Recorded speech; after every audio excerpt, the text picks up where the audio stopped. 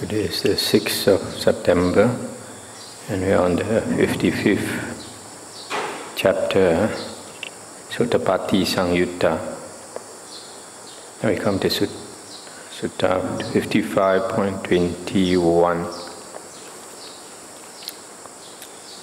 That's on page 1808.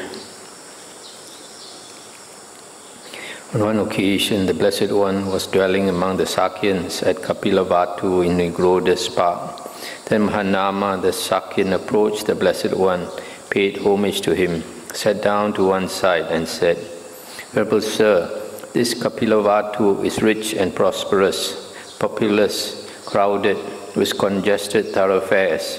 In the evening, when I am entering Kapilavatu after visiting the Blessed One, or the monks worthy of esteem, I come across a stray elephant, a stray horse, a stray chariot, a stray cart, a stray man. On that occasion, Venerable Sir, my mindfulness regarding the Blessed One becomes muddled. My mindfulness regarding the Dhamma becomes muddled. My mindfulness or recollection regarding the Sangha becomes muddled. The thought then occurs to me, if at this moment I should die, what would be my destination? What would be my future born?" I'll stop here for a moment. So here this Mahanama is a relative of the Buddha, and this Kapilavatu is a place where all the Sakyans live. So he says, in the evening, after he has gone to visit the Buddha or the monks, during the Buddha's time, the monks, the monasteries were almost all forest monasteries out of the city. So after visiting the Buddha or the other monks, he comes back into the city. And then when he goes into the city, sometimes he meets stray elephant, stray horse, stray chariot, stray cart, stray man. These stray elephant and all that are those that are out of control sometimes, or the stray chariot or stray cart, running very fast, out of control. So at that time he is very excited because it might knock him and kill him. So he says at that time, his recollection of the Buddha, Dhamma and Sangha is not there. And if he should die suddenly, where would he be reborn? This sutta is quite important because nowadays a lot of people talk about the last thought moment that comes from Abhidhamma. They say at the moment when you are dying, if you can think of a good thought, it will bring you to a good rebirth. Or if at that moment you are excited, you're not thinking of a good thought, then you don't go off to a good rebirth. So let's see what the Buddha says. The Buddha said, "Don't be afraid, Mahanama. Don't be afraid, Mahanama. Your death will not be a bad one. Your demise will not be a bad one. If a person's mind has been fortified over a long time by faith, virtue, that means moral conduct, learning, generosity and wisdom. Right here, crows, vultures, hawks, dogs, jackals or various creatures eat his body consisting of form, composed of the four great elements, originating from mother and father, built up out of rice and gruel, subject to impermanence, to being worn and rubbed away, to breaking apart and dispersal. But his mind, which has been fortified over a long time by faith, virtue, learning, generosity and wisdom, that goes upwards, goes to distinction.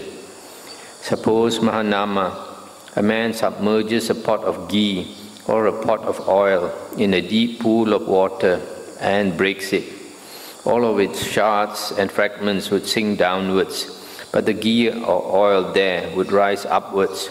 So too, Mahanama, when a person's mind has been fortified over a long time by faith, virtue, learning, generosity and wisdom.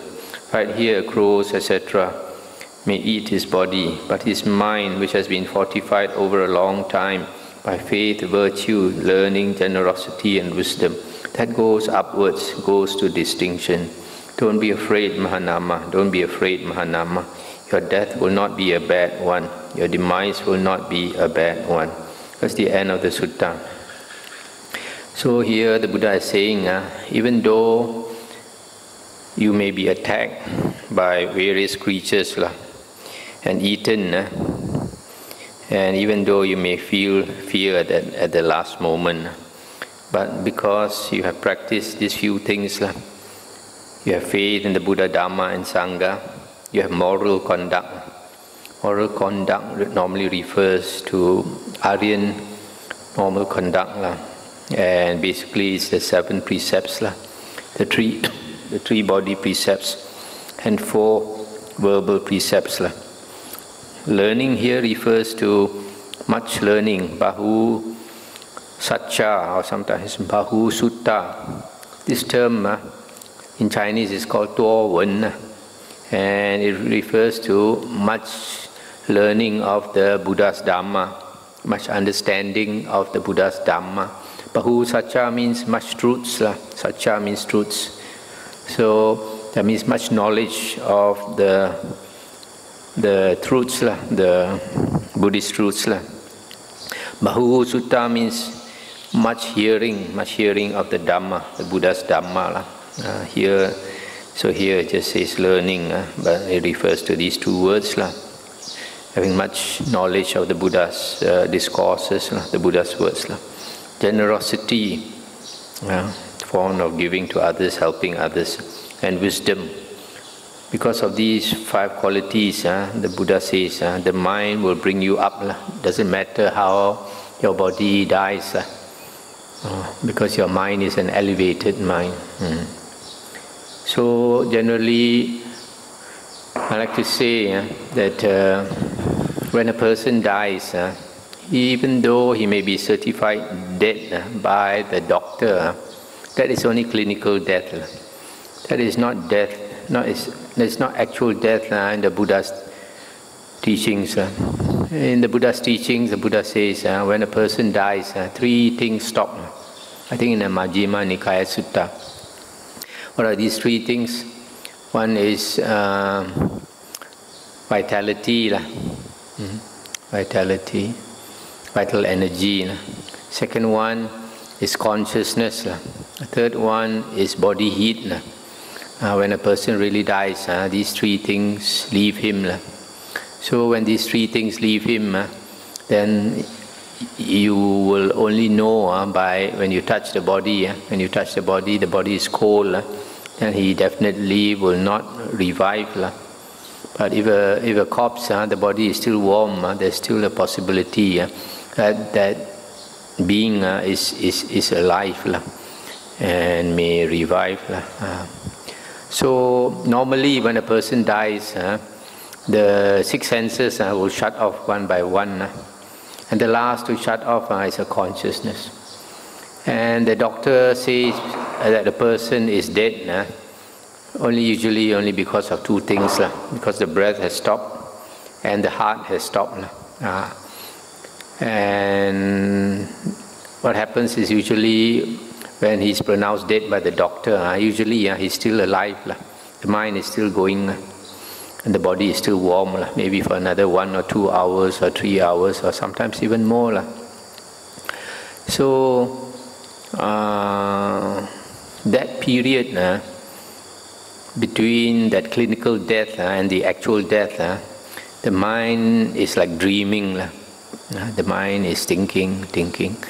And those thoughts cannot be controlled by anyone.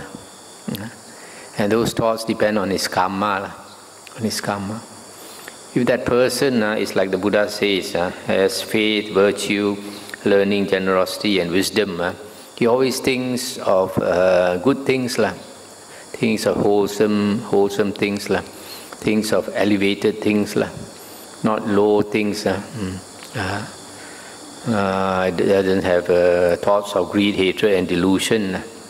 So if he has good thoughts, wholesome thoughts, that at that moment when he's dying, he's thinking of all these thoughts, so he'll go to a good rebirth. This teaching that you have to control your last thought is not valid because you just cannot control your last thought. It depends on your karma. So like, for example, a few years ago, one of our devotees in Penang, she told me that the mother died of cancer. So when the mother died, she was in pain because of the cancer. So when she was certified dead by the doctor, the face showed a lot of pain. But 1 hour later, the daughter told me that the mother's face changed entirely. She was smiling and looked very happy and peaceful, and entirely different. So you can see that person must have been a very good person. So if your heart, your mind is good, so those last thoughts are good thoughts. It will bring you, because of your happy state of mind, bring you to a happy rebirth. So what I always like to say is that our everyday mind is very important. That is our natural frequency. So if our everyday mind, we always think of good things, wholesome things, we always have wholesome states of mind. So when we die, we will naturally go to our natural frequency. Our last thoughts will be your everyday thoughts, what you generally think of every day. So that's why it's, everyday thoughts, if you want to have a good rebirth, you want to have a wholesome states of mind every day, that needs a lot of training, that needs a lot of practice, cultivation of the mind. So it takes years. That's why I always say it takes years to prepare for death. Sometimes some people, they never learn the Dhamma, they're not interested in the Dhamma, full of greed, hatred and delusion. And when they are dying, they come and tell us how to help their mother, how to help their father. Cannot help, because the habitual tendency is already fixed. And the last moment, you cannot change that. It takes many years to change. So people don't understand. So sometimes worldly people, they see us interested in the spiritual path. They think we are very foolish, wasting our time, not enjoying all the worldly pleasures. Recently we have one of our devotees, the sister-in-law, has never been interested in religion. Now she's dying of cancer. Now she cannot talk. But a few months ago when she could talk, she told our devotee that she has one big regret in life, that she was never interested in religion. Because of no interest in religion, now that she is dying, she's totally unprepared. So this sutta tells us that our everyday mind is very important. Go to the next sutta, another very important sutta called the Sarakani Sutta, 55.24. At Kapilavatthu again. Now on that occasion, Sarakani the Sakyan had died, and the Blessed One had declared him to be a stream enterer, Sotapanna, no longer bound to the netherworld, fixed in destiny, with enlightenment as his destination. Thereupon, a number of Sakyans, having met and assembled, deplored this, grumbled and complained about it, saying, "It is wonderful indeed, sir. It is amazing indeed, sir. Now who here won't be a stream enterer when the Blessed One has declared Sarakani the Sakyan, after he died, to be a stream enterer, with enlightenment as his destination?" Sarakani the Sakyan was too weak for the training. He drank intoxicating drink. Stop here for a moment. So this Sarakani the Sakyan, he had been a drinker. He drinks liquor.